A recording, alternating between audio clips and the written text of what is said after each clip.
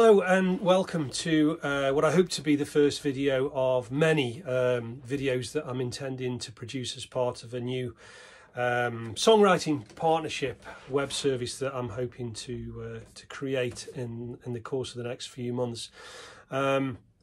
So as by way of introduction, my name's Toby. I have been a full-time freelance professional songwriter and producer.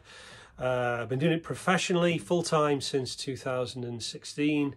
Prior to that, I've had a sort of lifetime of musical experiences.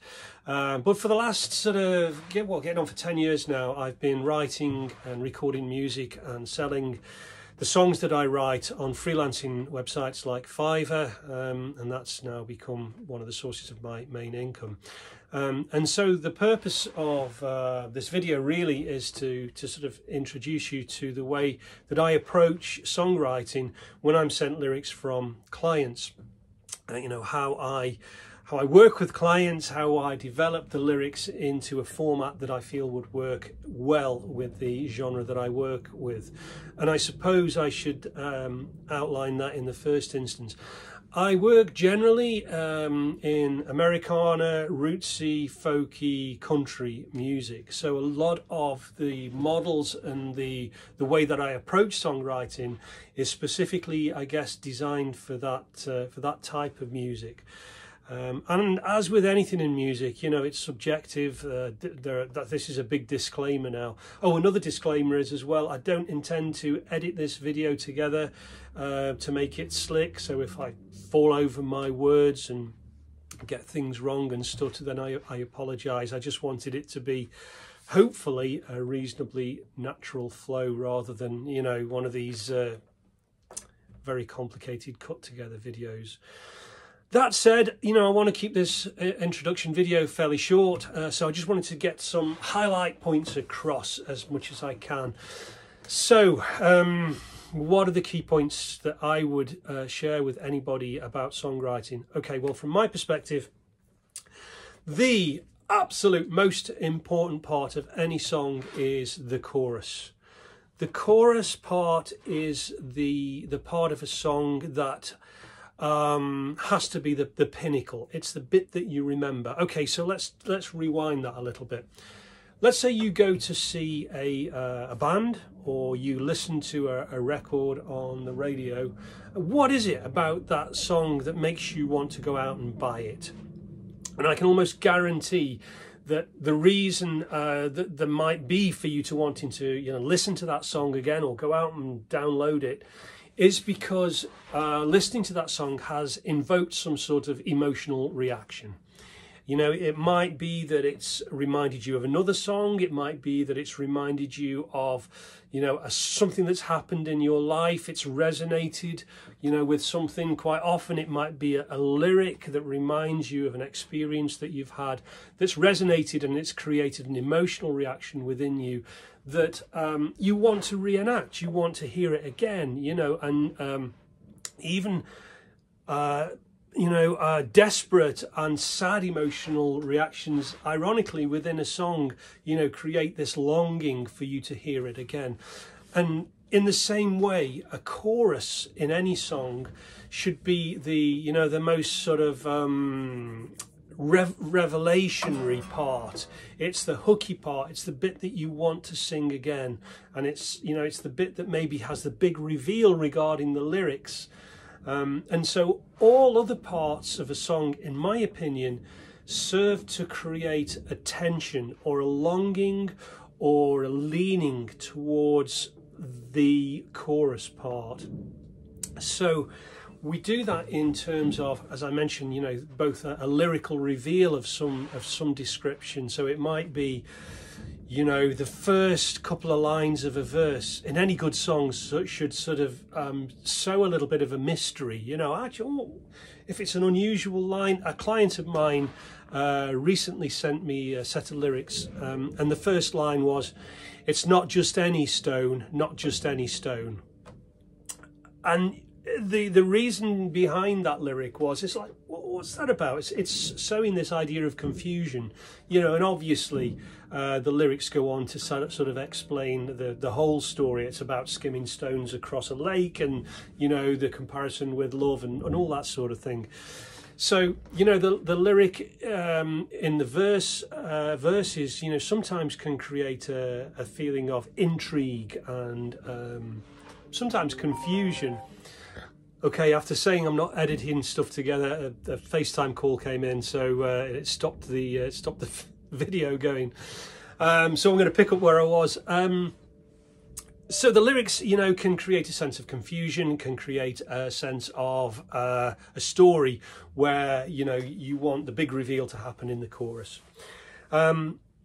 So another particularly important way that we build this sense of longing and leaning towards the chorus is through the dynamics of the song. So the dynamics of the song in terms of the energy that's introduced to each part of the song. So we might have a very gentle introduction.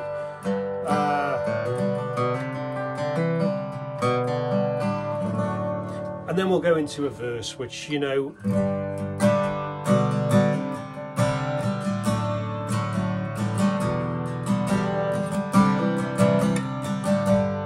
I'm just making, gonna make up a, you know, a melody line.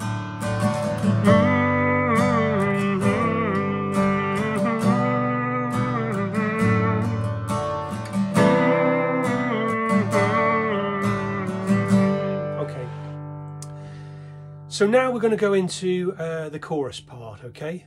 And the way we accentuate that, the dynamics, is we'll just build the level a little bit.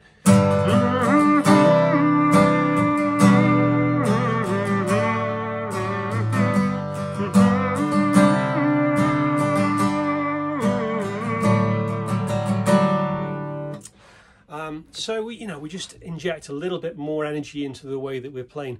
But the other thing that I've done there actually is I've lifted the pitch of the melody as well. So hopefully, you know, we're going to hit a lift in the melody as well as bringing up the energy in the song. Now, obviously, when you're just playing it with an acoustic guitar, there's a limit to how much you can inject energy and pull stuff away. But when you're doing a full produced track, you know, when you've got drums, bass, electric guitars, harmony vocals, and the rest of it, there's lots of ways in which you can build on the dynamics of that chorus, because what you don't want to do is show all your hand, you know, in that first chorus, because then you've kind of got nowhere to go. You've got no further, you know, you've already hit the maximum speed in your performance car and you can't lift it again as you go through the song. So it's important to not show all your cards. I'm using lots of analogies here, but let's keep the powder dry is another way of saying it. You know, let's just save a little bit in reserve for that last chorus. So typically, you know, we'd finish that last chorus, then we'd go into a link section or a short reprieve, because what we want to do then is take the energy back down again, but so that we can build again. So if this was a ramp, you know, you've got introduction section, first verse, first chorus, then we're going to drop it back down again, but we're going to build up again slowly, you know, and then we'll finish off with that the second chorus, which is a little bit more energetic, a little bit of a stronger dynamic than we had in the first one. Okay, then what are we going to do? Well, the bridge section is a really important part of any song. A bridge section, in my opinion, is a way of, again, serving that chorus, that important chorus that I've stressed already so far. Because what we've got now, we may be 2.5 minutes into a song and we've got established melodies. We've kind of established a chord structure that should be now becoming familiar with in the mind of the listener, okay? But if we go on a slight deviation, I was going to say let's go on a journey, but that would perhaps be too naff. We're going to go on a deviation, a slight walk through the garden in a different area that we've not explored yet. So we're going to maybe introduce, you know, a different chord to any that we've played so far in the song. And if we're playing a typical country song, we will have been using, you know, the typical 1, 6, 4, 5, maybe a 2, maybe a 3. But if we now introduce, you know, minor 7 flat 5, a major 6, maybe a major 3, maybe a minor 4. I'll give you an example. So for now we've just been playing, you know, so I'm going to go to a major 3,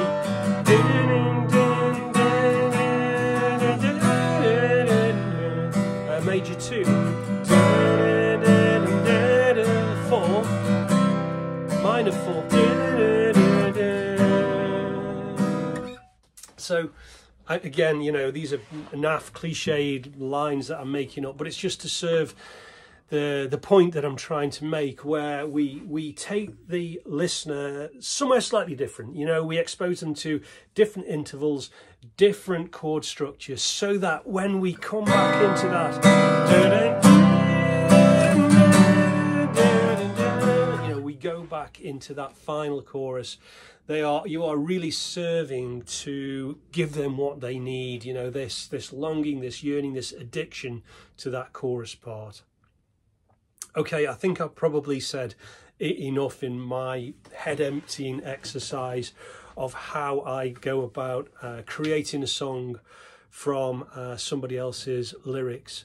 So as I mentioned right at the introduction to this video, I'm hopefully going to be expanding on all the different areas that I've kind of touched on today in future blogs, to hopefully to start to be able to create a compendium, if you like, of ideas that might be a pick and mix for people. You know, people might like some of the ideas that I put across, that others they might think are rubbish. You might think the whole lot's rubbish. But I'm doing it anyway, in the hope that you know, it's helpful to somebody. I know it will certainly be helpful to a lot of the customers that I work with online, you know, on a regular basis, because you know, I often find myself having to articulate these ideas through text, and I thought if I create a video, then it might be a little useless resource. It might be useless. It might also be useful to some people. So I'll finish this video off, and I hope you like it. I'm not going to do all the business about subscribe to my channel, because I'm not clever enough to do that. But if you do like the video, then, you know, I'd appreciate really appreciate a bit of a share.